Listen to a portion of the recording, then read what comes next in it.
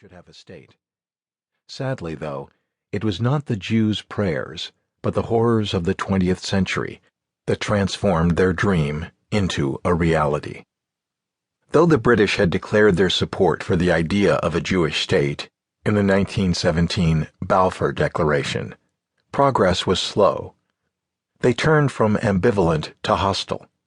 In the 1930s, the British began blocking Jews from immigrating to Palestine, frustrating Zionism's fledgling hope that it could create a viable state. Then, between 1939 and 1945, the Nazis murdered 90% of Poland's 3.3 million Jews, the most substantial Jewish community on earth. All told, they killed 1/3 of the world's Jewish population. Partially because of that unprecedented genocide, international consensus slowly began to shift. The Jews, it became clear, simply needed a place to go. The Zionists continued to build their pre-state institutions and, eventually, forced the British to leave. In May 1948, the State of Israel was born. The early years were desperately difficult. The new state, with no financial reserves and very little infrastructure, suddenly had to absorb masses of immigrants much larger than its own population. Jews from North Africa, Iran, Iraq, and elsewhere came to Israel by the hundreds of thousands when their host countries expelled them after the Jewish state was created. Another 150,000 refugees from the Holocaust, bearing all the traumas of their horrific experience, also arrived at Israel's borders. Formerly swamp-ridden and still uncultivated in some areas and a largely barren desert in others, bereft of natural resources and almost completely out of cash, the state had few options for feeding and offering shelter to all these people and began to ration food. Just a few years after its creation, the country was in danger of financial collapse. Israelis did not give up, though, in part because they had nowhere to go.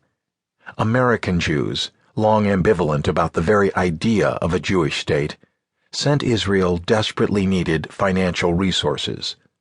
Then Germany paid Holocaust reparations, and Israel began its slow climb out of poverty and weakness.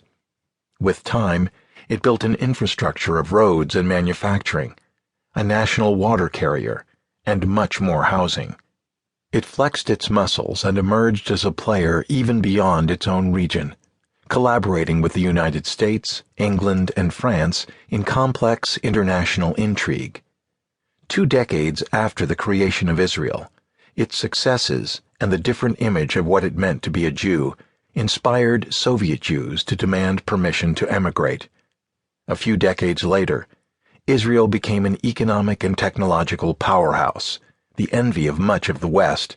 It had more companies listed on the NASDAQ than the entire European continent combined.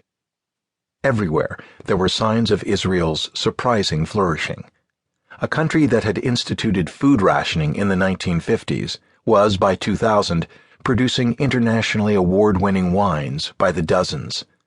A country that had had but one government-controlled television station for decades now had numerous channels and was producing films that competed for Oscars. A country home to many Holocaust survivors, the very picture of helplessness and passivity to some, became a military power. A people that had long sanctified learning brought that tradition to their newborn country with extraordinary results, winning Nobel Prizes and setting international standards for research in numerous fields. Though it is a story of a country, the story of Israel is also the story of a revolution. Zionism was a movement committed to transforming the existential condition of the Jew. It was time, Zionists insisted, for the Jewish people to be reborn. In many ways, Zionism was a rebellion against the Judaism of old. As European Jews were attacked repeatedly and marginalized constantly, Zionist leaders began to argue that while Europe was obviously to blame, so too were the Jews. It was time for the Jews to refuse to be victims on call, living wherever they might call home.